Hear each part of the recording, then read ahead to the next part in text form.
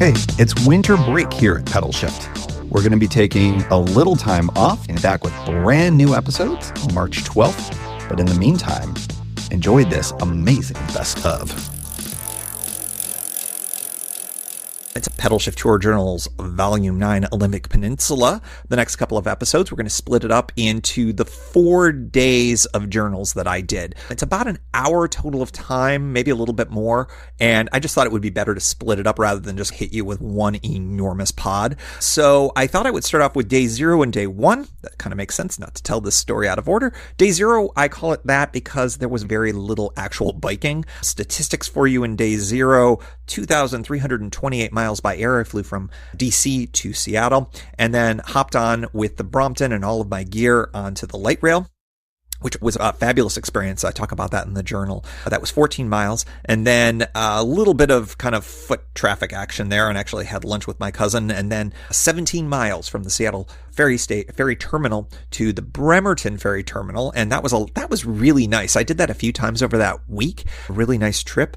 And then I did a total of 34 and a half miles by bus. There were a couple of buses that I took that finally got me to my really hard 1 mile ride from nearby Skokomish, Washington to Potlatch State Park. So that was Day 0. Some stats before we jump into it. For Day 1, I rode 46 very wet miles by bicycle, and that was a very interesting part of this whole tour. Without further ado, go check out the show notes, of course, pedalshift.net/111. I'm going to have some images in episode 111 and 112 for days 0 through 4 of this epic Olympic Peninsula tour that is here in Pedalshift Tour Journals, Volume 9.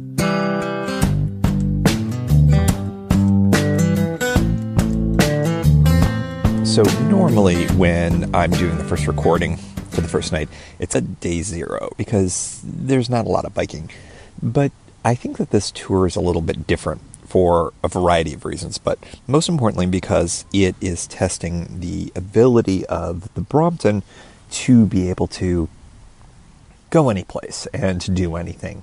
I talked a little bit about this with Russ from The Path Less Pedaled in episode 109.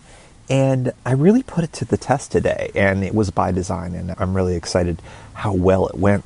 The funny thing is that the morning was a disaster for reasons utterly unrelated to the bike tour. It had everything to do with Jeep problems, and it created a huge issue to get me to the airport, so I had to abandon that, and I had to go with a car share. It was frustrating that all of the things that I did to leave it so that I could leave on a nice high note with no drama or anything like that ended up that it turned out fine, which is good. But it wasn't a great way to leave, and that was an unfortunate thing. And there were just a whole host of things that made today feel cursed from about 6 a.m. until about 8 a.m., give or take. But once I was in the airport, things got okay. I've done this enough times with the Brompton that I don't stress about it anymore. And I've talked about this on the show before. Basically, there are certain places where folks at airports want to tell you no because it's their job to. Lots of people bring lots of stuff onto the plane, and often too much stuff. And that means that they try to reduce the amount of stuff that people can bring on. And so when someone sees something like a folding bicycle, that just doesn't fit into the realm of, oh, that's allowed. So that's why I always go into stealth mode with it. And so I had some pretty good luck with that today. I kept the Brompton cover on it from the moment I left the house until the moment I was dropped off when I was first ready to ride it. And that was many hours later. So the cool part was that it worked like a charm. I've gotten to become really familiar with what position it needs to be in for me to be able to pick it up by the handle, what position it needs to be in if I want to roll it. And that's been something that's taken a few years to get the handle on and get a hang of. And it's really important because when you're trying to move and you're trying to make connections, and I had a lot of them today, you want to do it in an efficient, speedy way. And today I felt really good about all of that. To back it up, I was fine at the airport, got on the plane, no problem.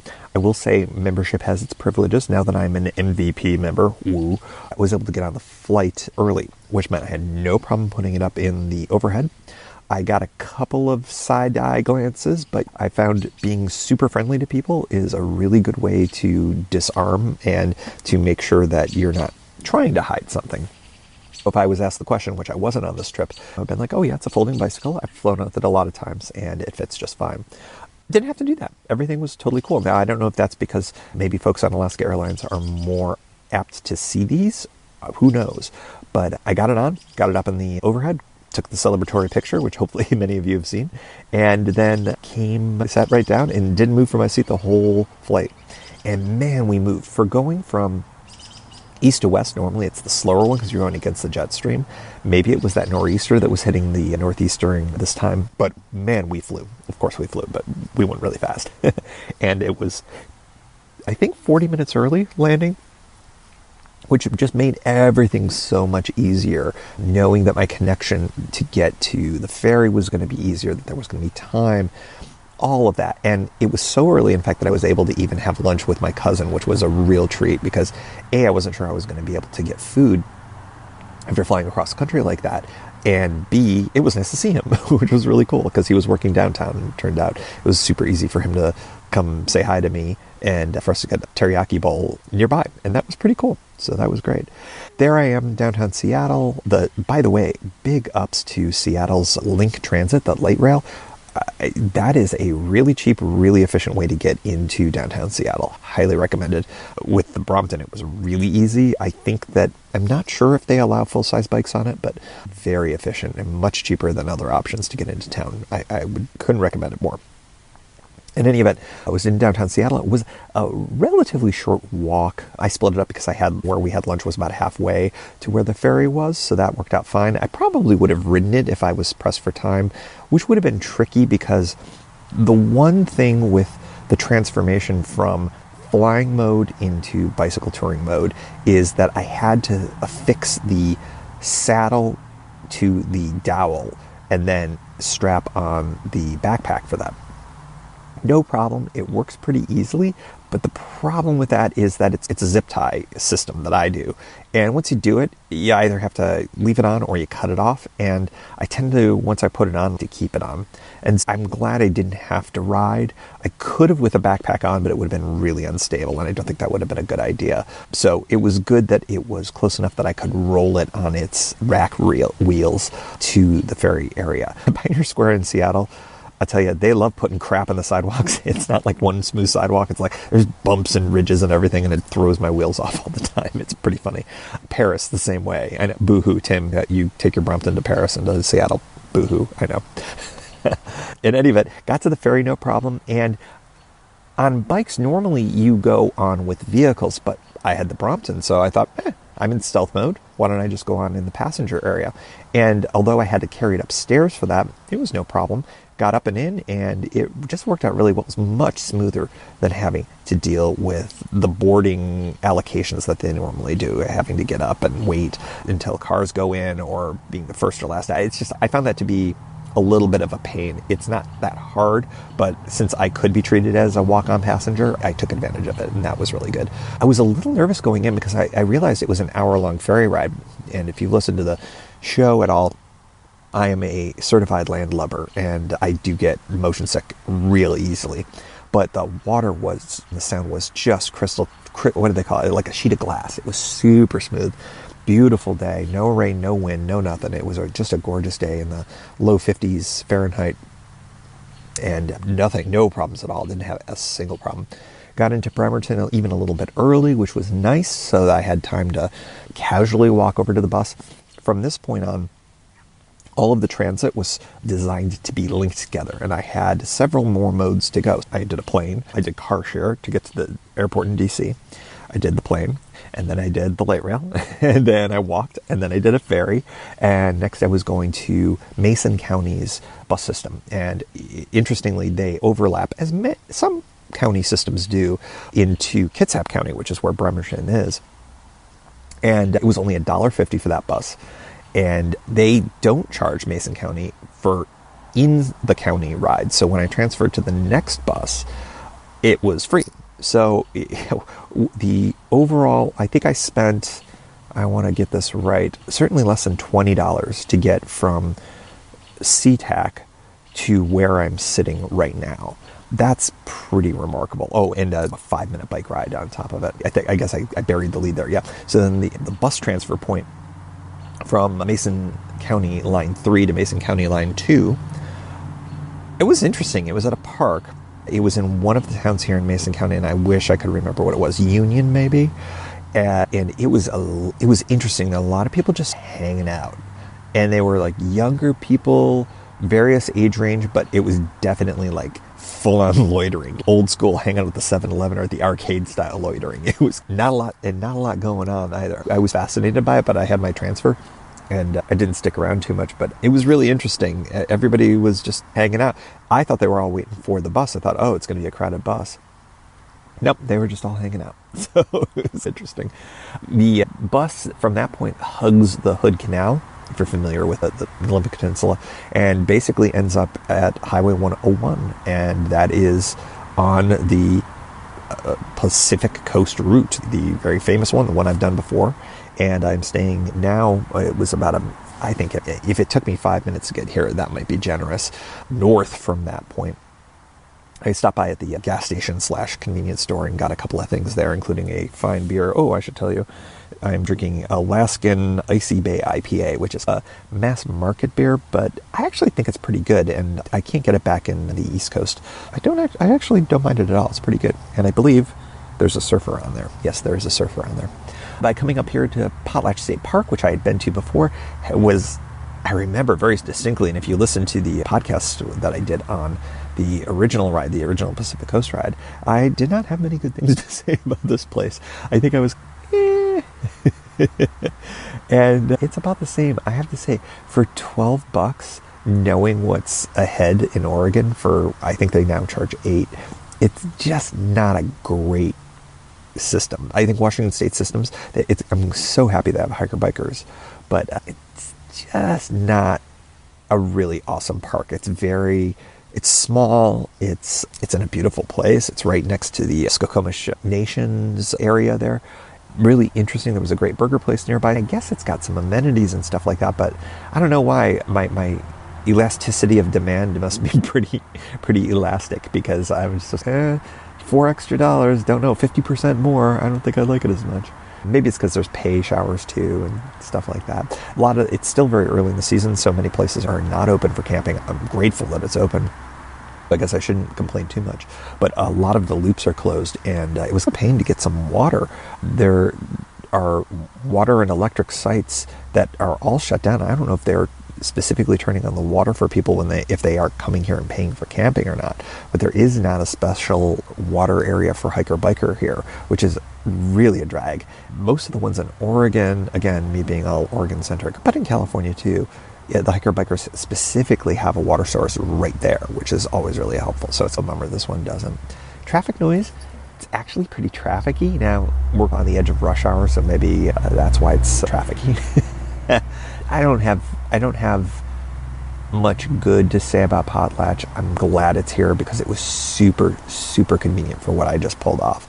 And I'm looking over at my bike and it's all folded up, and it's just pretty dope that I was able to get on a plane, fly across country, and do a series of wacky planes, trains, and automobiles and ferries, and a short bicycle ride, and be in a tent over 3,000 miles away from where I woke up this morning. I think that's pretty cool. So it was a good day. I think that the recovery from the early part of the day is pretty good. Let's talk about tomorrow.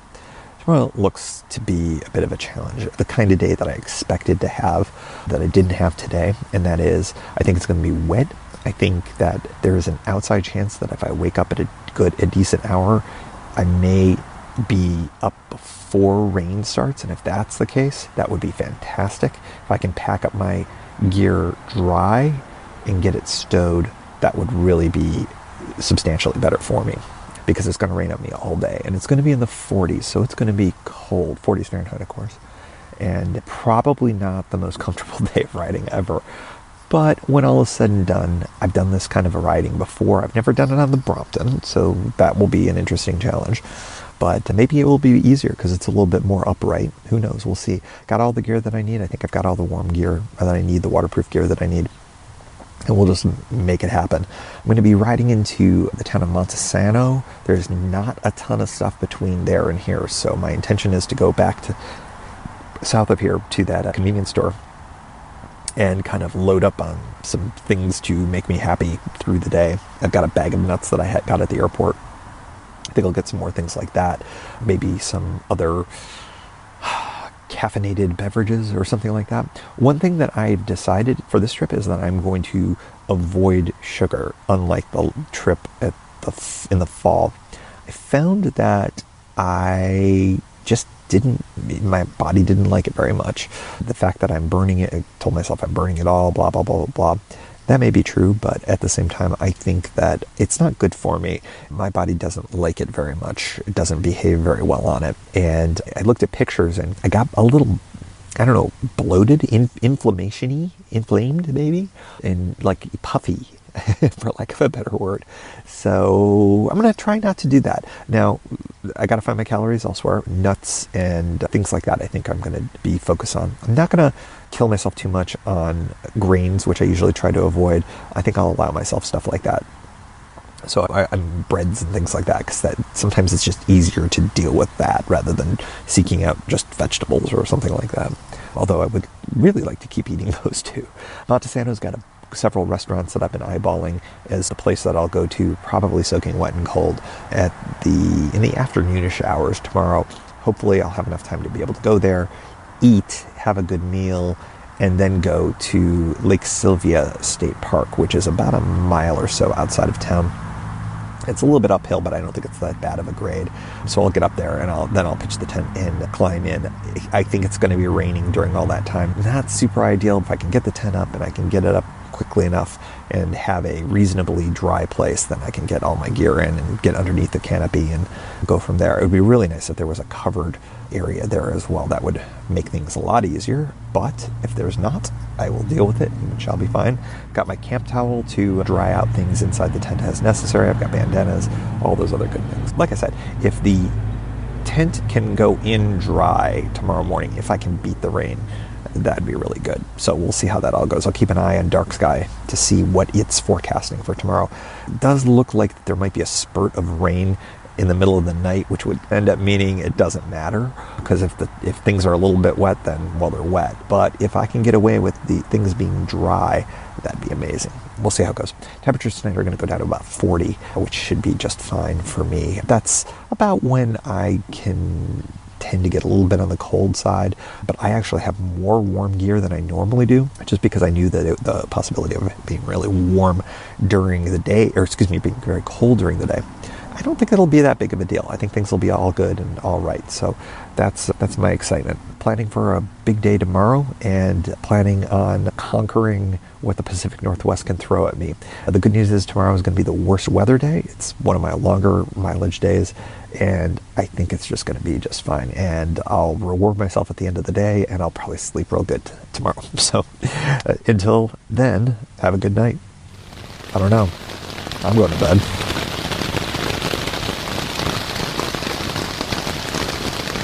Man, what a difference a day makes. I'm in Montesano, Washington, and I am rolling towards Aberdeen, which is off route for me a little bit. Not a lot, but I have more time today. And frankly, after yesterday's ride, yes, I am not recording this on the same day as the day one ride, and the reasons will be pretty clear in a minute. I decided to do something a little more touristy, maybe a little more on the fun side, and that is to go to Kurt Cobain Landing in Aberdeen, which I understand is pretty understated, but a spot I think I'd like to go see. And if I'm feeling really stalkery, I can swing by the home he grew up in, which is apparently around the block. Not sure if I'll do that. But yesterday, okay, when we last left, the temperature was fine. The weather was gray but dry. Then, about sometime in the middle of the night, and I'm going to estimate that it was somewhere in the 2 a.m. to 4 a.m. range, pretty much all hell broke loose. The rain started, and it wasn't just, whatever, kind of drizzly rain, which is frankly the norm in the Northwest. It's not a rainstorm, it's more like a spitting, as we used to call it. The tribes of the area have multiple different names for rain, or words for rain, I should say, in the native languages. Whatever it was for this one, it was one of the harder ones. Pardon the traffic here. I'm on Pioneer Avenue, pardon me. So I knew at that point that my day got tougher, which was one of the things that I was pretty prepared for, at least on paper. And so the idea then of, oh wow, I'll get up as early as possible and pack up everything dry, that was out the window as soon as the tent started to get a little wet. And then it got a lot more wet. And by a lot more, I mean I've never been in this tent before where it had that much, it was that soaked. And that was true on all sides of the tent. Of course, you got a ground cloth, but you're still going to get water intrusion underneath. Everything was fine inside for almost all of the night.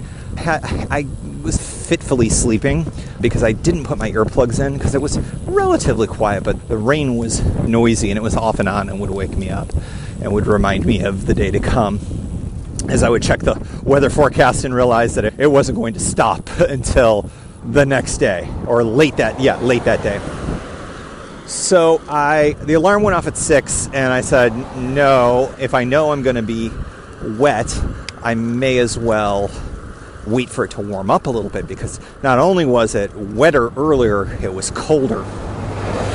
Wasn't even getting out of the 30s for quite a while, actually. So rather than subject myself to the hello hypothermia, I decided to wait it out a little bit, and I did for a couple of hours. And I even considered staying and calling it a 0 day and figuring out some other way to cobble together some stuff. And I have to wonder if that wouldn't have been a better idea, except for one factor. And it was the thing that got me out of the tent. And that was, as I previewed before, the tent was really starting to saturate at the tarp. And there are always fail points in any tarp, no matter how good you seam seal it. It's usually around seams, of course, but also around zippers and things like that for the vestibules. And what was happening was a few drops were getting through every once in a while. But you add that up over time and you end up with water inside the tent. And I could have dealt with it for a little while, but to deal with it with a driving rain all day, I knew that the second night there would have been pretty miserable. So I thought in past, when I've done riding in the wet, the riding is never as bad as it seems like when you're in the tent. In other words, the weather, frankly, it always feels like it's a more hellacious rain than it actually is. To a limited degree, that was true. And so I packed up the tent as quickly as I could. The inside had collected a fair amount of water just from those drips, just meanders around, drops below your sleeping pad. I realized that it was probably the right call and got everything packed up and started rolling. Probably around 9 o'clock. I didn't even look at the time because I figured, okay, it's early. I'll have plenty of time to get wherever I'm going. Also, it was cold enough that I was fairly certain that I was going to want to keep moving, and that turned out to be true for sure. Once I got going, it wasn't so bad. That rain jacket, the Showers Pass rain jacket, really played well.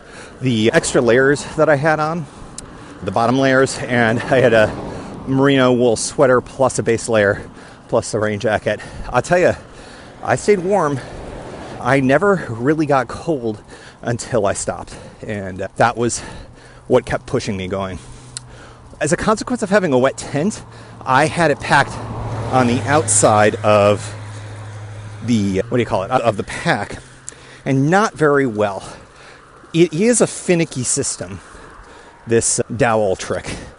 And if the pack is too close, you're going to get heel strike. And I had heel strike the whole time. And as a consequence, I changed my pedaling structure, as it were. And by doing that, I ended up creating both knee and Achilles problems, which, if you've listened to the pod much, you know that's a pretty typical thing that happens to me. And I'm still feeling it today, which is why I'm glad it's a short day, because tomorrow's a longer day. But in any event, the ride itself there were some pretty moments, I will definitely guarantee it, but it was challenging. Without having a lot of terrible terrain, it should have been faster than it was. But I think I go slower in the rain. I think the heel strike caused me to have problems with getting to any speed really to speak of, which kind of makes some sense because I wasn't pedaling as efficiently.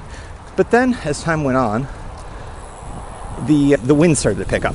And then that's when things got really shitty, to be honest. I stopped for coffee a few times, and that worked out really well. It was a good way to warm up and get some caffeine in me. Got a little bit of food in some of the very, very limited small towns and stops that I had along the way.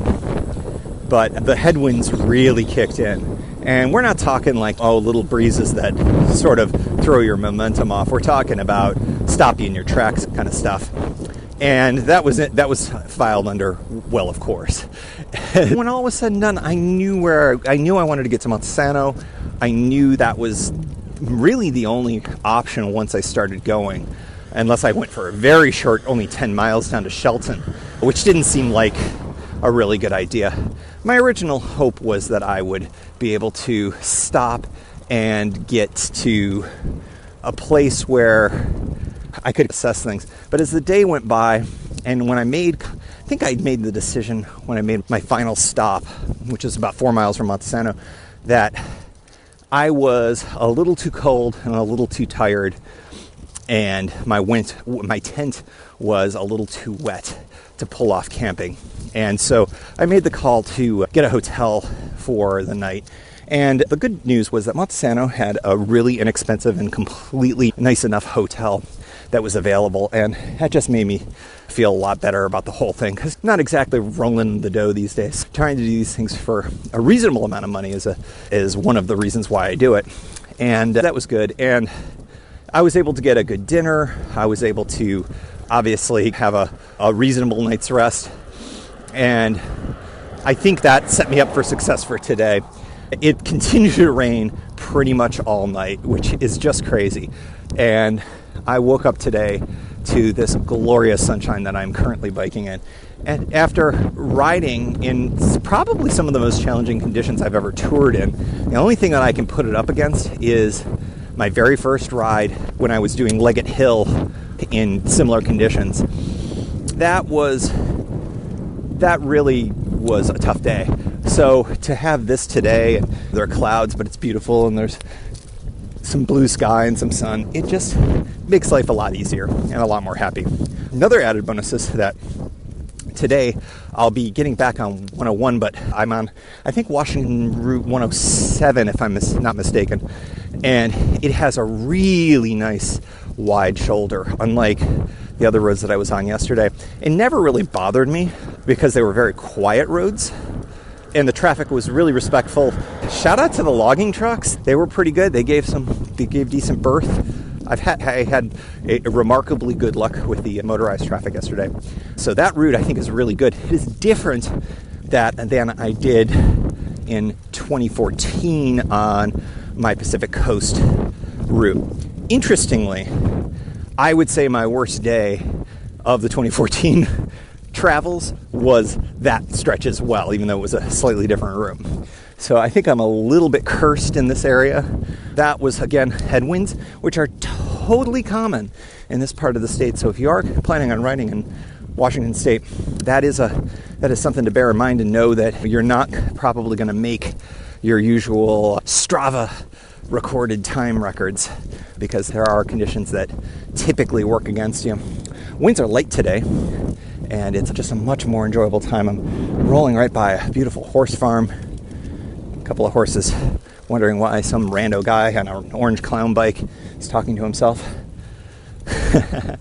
Bikes performed really well. I have no complaints. It was interesting. I had to adjust the saddle height right before I started recording, and I was feeling it in the knee and in the Achilles. But now, having ridden with it properly adjusted, the kinks have really worked out in both. So I think today is going to be much better, and I think I'll be much happier. Tomorrow, little preview for tomorrow, is a longer day. And it wouldn't have been as long if I had been able to go all the way to Bay Center today. But as I had mentioned on episode 110 of the pod, it is not available to me at this time. And that's fine. Although I did like that area. I'm looking forward to tonight in Raymond at the Pitchwood Ale House. I didn't get any beers last night. I just was not feeling it. I think I might tonight, depending on how today goes. I'm feeling very good that today seems to be, I don't have the rain jacket on. I have my layers on because it's not going to get out of the 40s, but I'll tell you what, it's a big difference between drying in the 40s and wet in the 40s, and lighter winds too, it seems. So that I feel lucky to have all of that. Fortunate, maybe is the better word. So that's it for the hardest day ever, and a preview for today's ride and tomorrow's ride. Catch you later.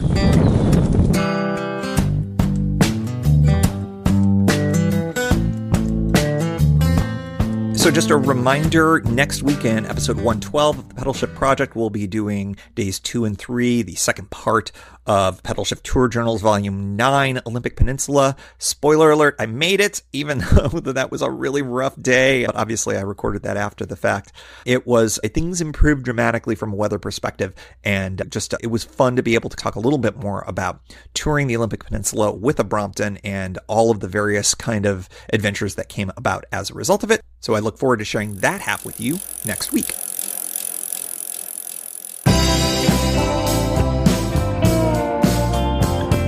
Thank you for joining. You can find Pedalshift at pedalshift.net for more great bicycle touring content.